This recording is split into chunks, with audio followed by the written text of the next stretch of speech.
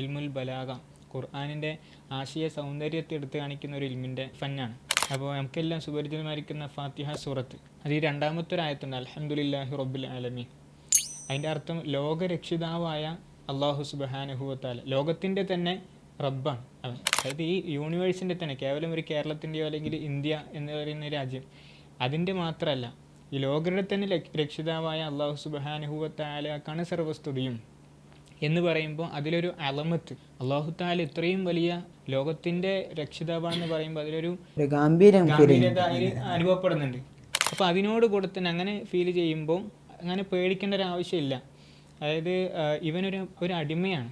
അപ്പം അടിമയ്ക്ക് സ്വാഭാവികമായിട്ട് ആ റബ്ബിനെ കാണുമ്പോൾ ഒരു ഭയം ഉണ്ടാവും. അപ്പം അതിൽ നിന്ന് ഒരു ചേഞ്ച് കൊണ്ടുവരാൻ അള്ളാഹു സുബ്ഹാനഹു വ തആല. തൊട്ട് പിന്നാലെ വരുന്ന അർ റഹ്മാനിർ റഹീം, പരമകാരുണ്യകനായിരിക്കുന്ന അള്ളാഹു സുബ്ഹാനഹു വ തആല. അഥവാ അള്ളാഹു തആല അങ്ങനെയൊക്കെ ആണെങ്കിൽ പോലും നിങ്ങളോട് അനീതിയായി പെരുമാറുന്ന ഒരാളല്ല, ആവശ്യമില്ലാതെ നിങ്ങളോട് ഭയപ്പെടുത്തുന്ന ഒരാളല്ല, പരമകാരുണ്യകനാണ് അള്ളാഹു തആല.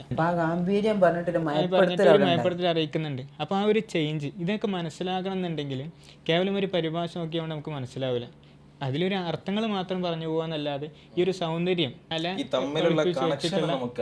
കണക്ഷൻ നമുക്ക് സ്വാഭാവികമായിട്ട് മനസ്സിലാവുന്നുണ്ടെങ്കിൽ ഈ ഇൽമുൽ ബലാഗ നമ്മൾ പഠിച്ചിട്ടുണ്ടാവും.